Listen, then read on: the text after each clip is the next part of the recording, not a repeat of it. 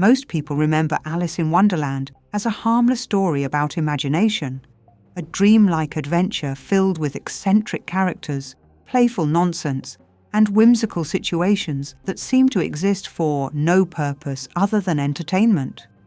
It is usually described as a celebration of creativity, an invitation to escape the rigid logic of the adult world and indulge in fantasy.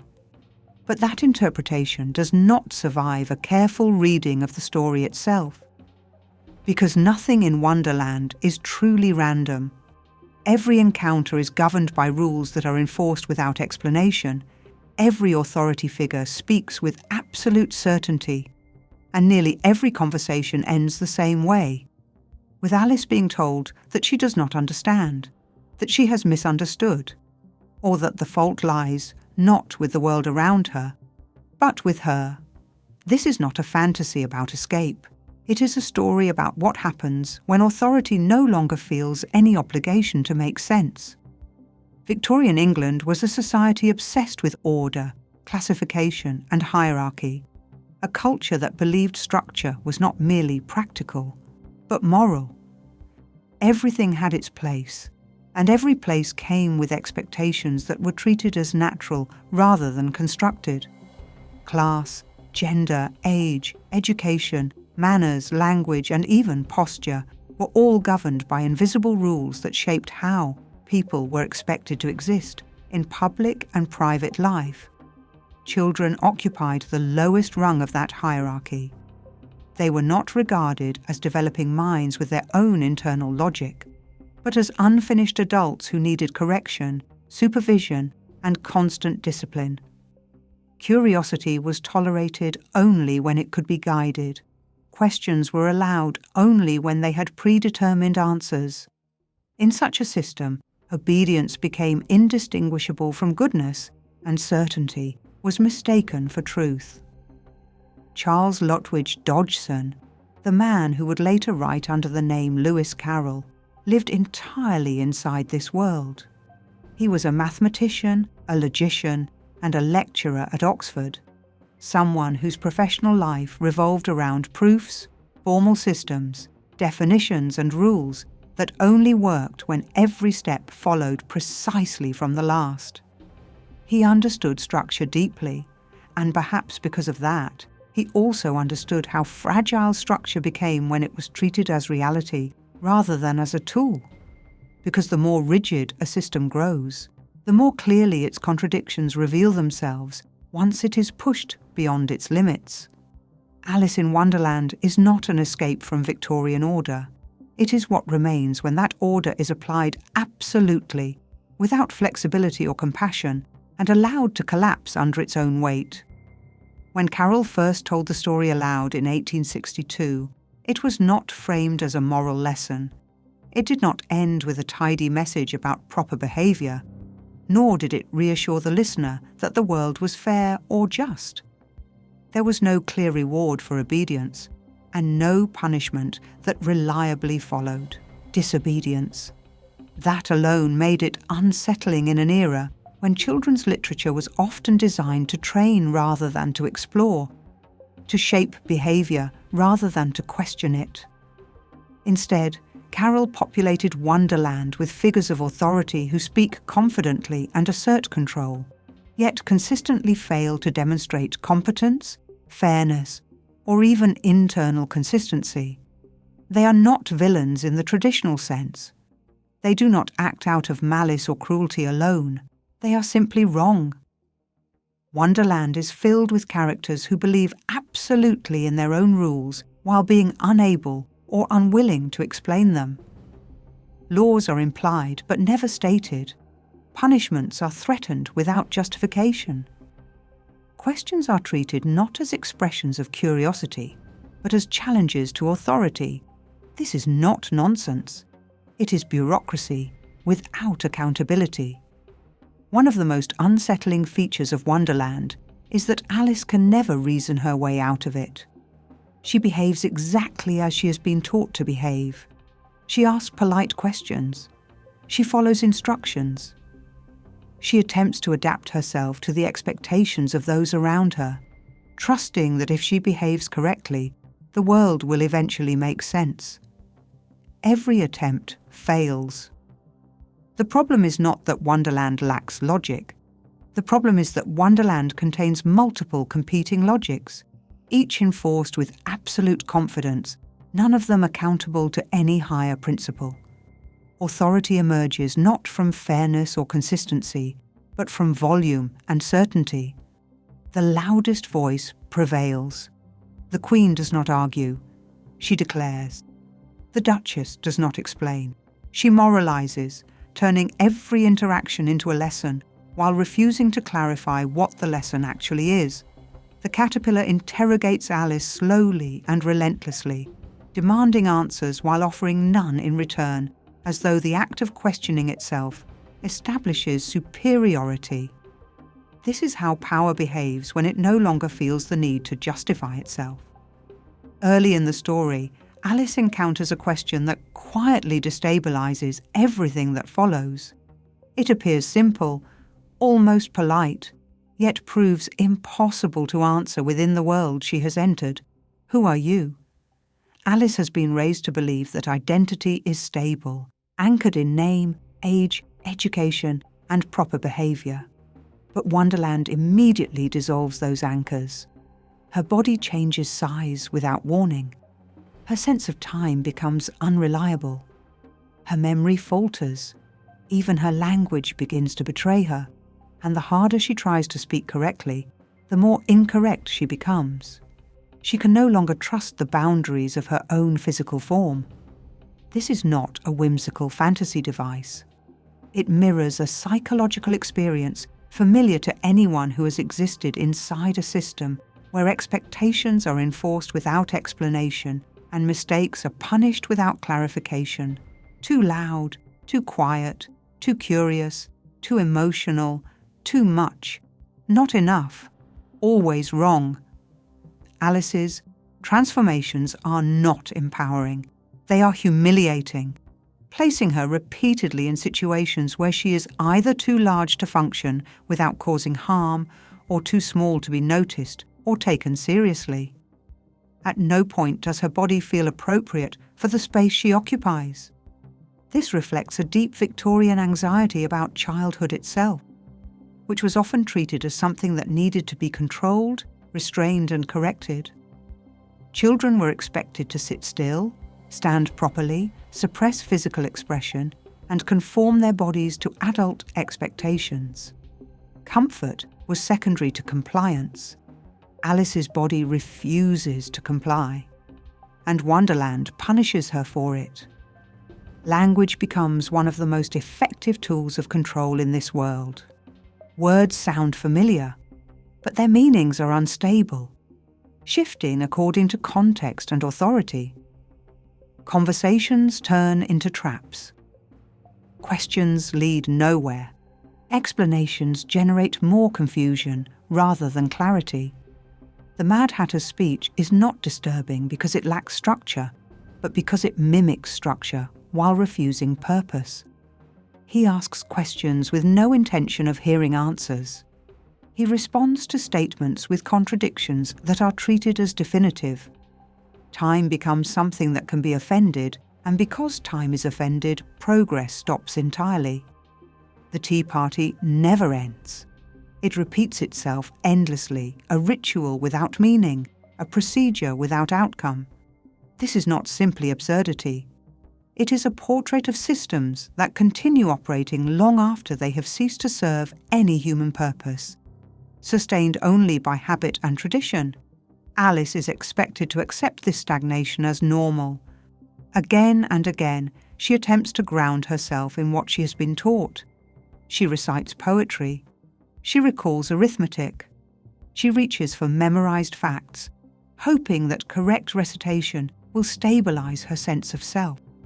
But the words come out wrong. The numbers refuse to behave. The facts collapse into nonsense. This is not a joke at Alice's expense. It is a deliberate demonstration of what happens when a child has been trained to equate memorization with identity.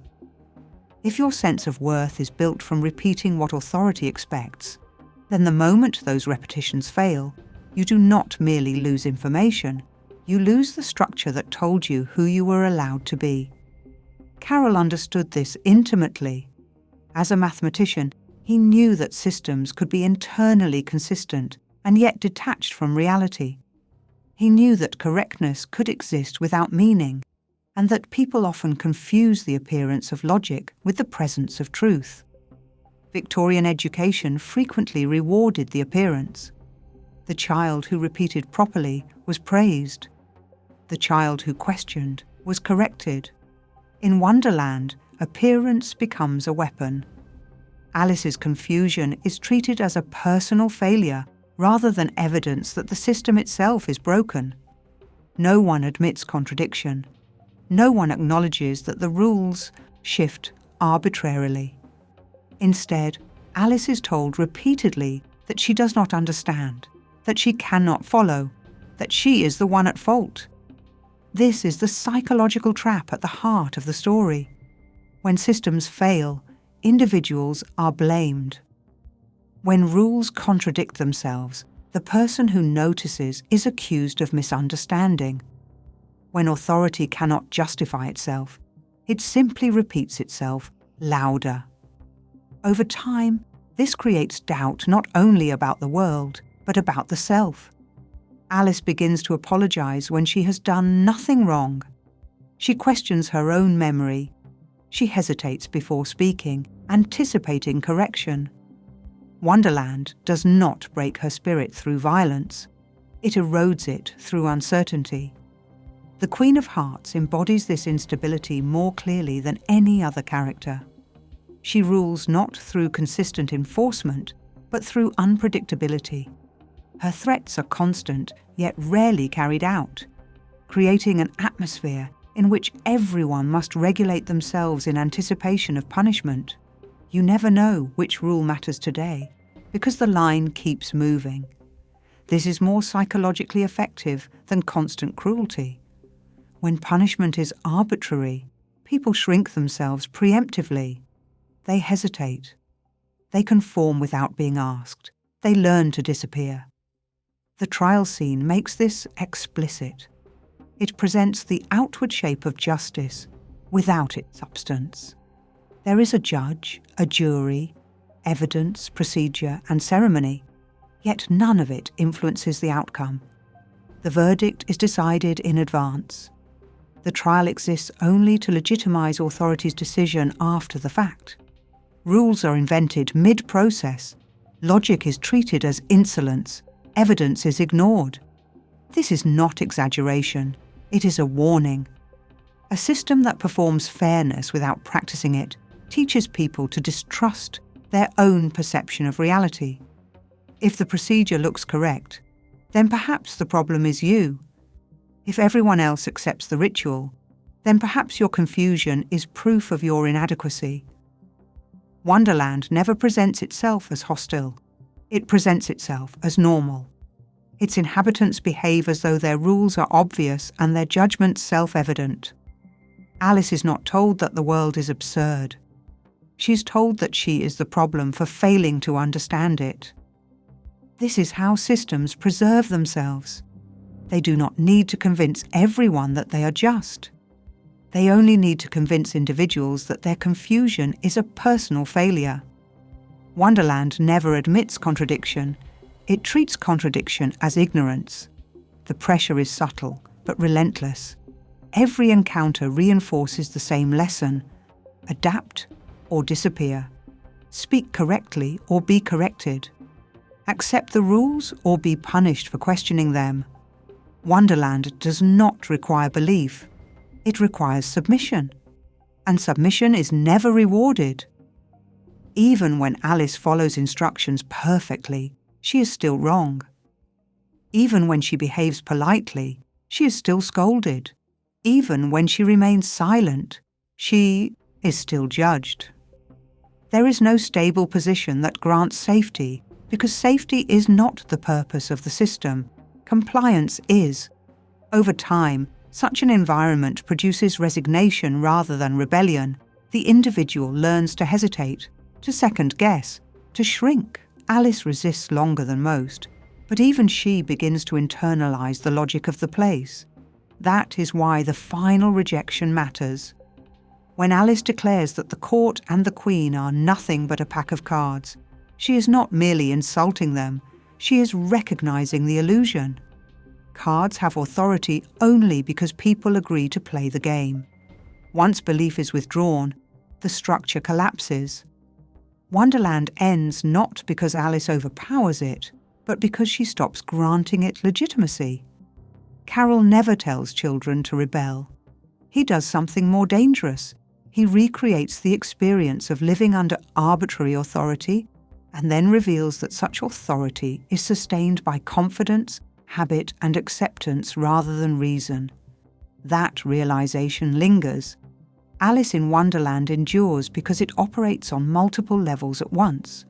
Children feel the confusion without needing to articulate it.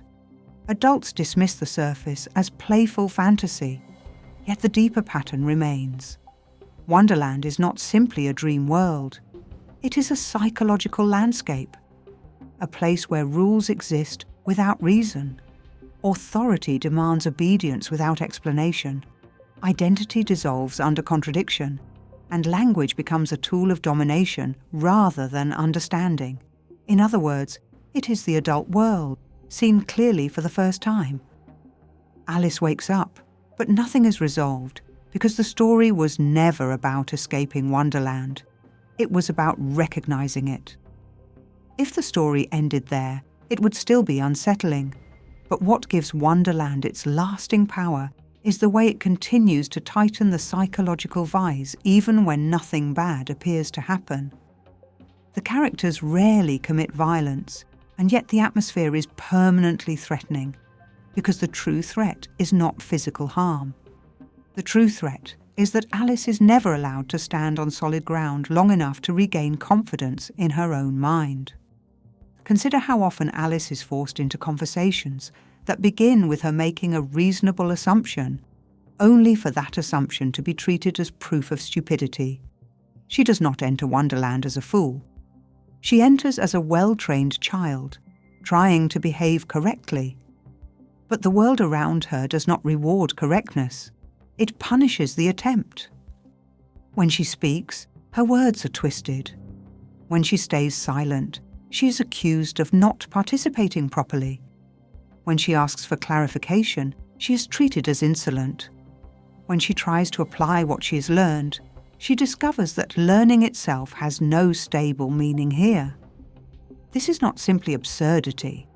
It is a portrait of a very specific kind of power relationship, one in which the subordinate is not merely controlled, but kept in a permanent state of uncertainty. Wonderland does not need to break Alice with force, because it can break her with instability, and instability has an advantage over cruelty.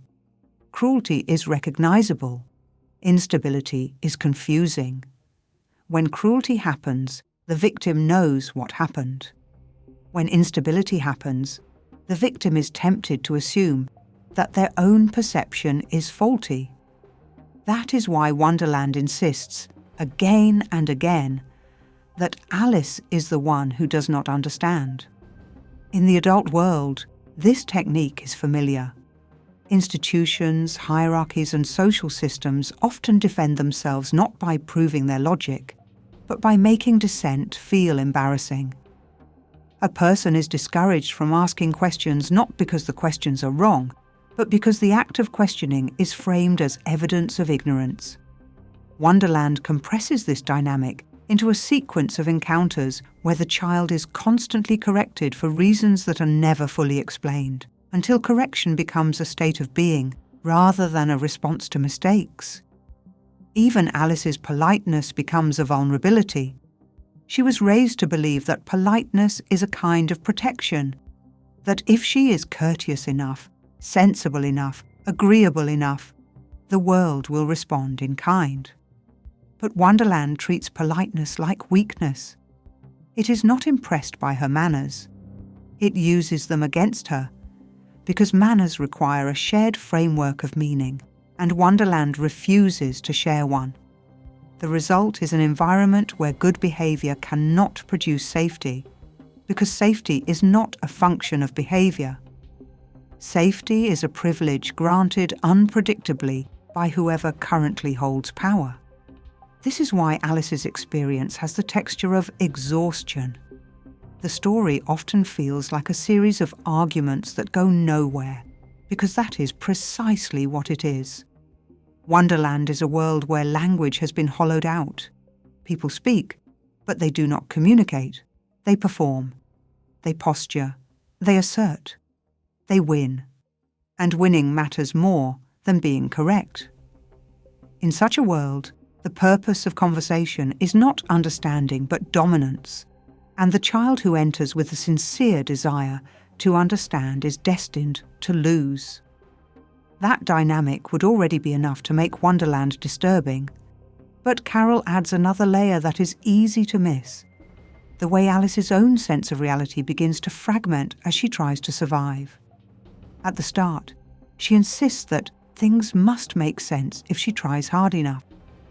Later, she begins to doubt her memory. Later still, she begins to doubt her identity. Finally, she begins to doubt the legitimacy of the entire world around her. This sequence matters because it mirrors how people adapt to systems that refuse to explain themselves. They begin by trusting the system, then they blame themselves, then they try to adjust. Then, exhausted, they reach a point where adjustment is no longer possible, because the cost of constant self-correction becomes unbearable. Wonderland is a training ground for that cost. What makes the ending so significant is that Alice's final act is not a clever solution. It is not a superior argument.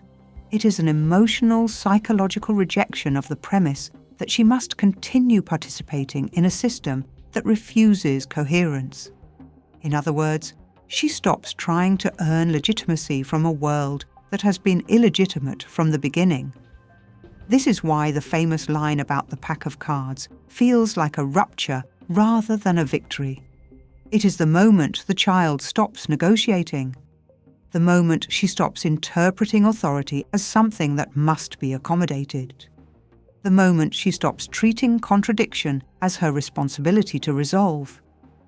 In that instant, Wonderland collapses because it is finally seen clearly, and what is seen clearly can no longer hold the same power. There is a reason the story has been endlessly adapted, endlessly quoted, endlessly reinterpreted, and it is not because the characters are merely charming. It is because the book captures something fundamental about how a child experiences the adult world, when that world is dominated by unspoken rules, changing expectations, and authority that demands obedience without offering reasons. Every reader may not know the language for that experience, but many recognize the feeling, the sensation of trying to be correct in a world that keeps redefining correctness. And that recognition is the real aftershock of the story. Because once Wonderland is understood not as random nonsense, but as a system that performs logic while refusing meaning, it becomes difficult not to notice how often real life operates the same way, how often rules exist without explanation, how often procedures replace justice, how often language is used to control rather than clarify, how often people are told they do not understand when what they truly do not accept is an authority that refuses to justify itself, and once you do, you can never unsee it.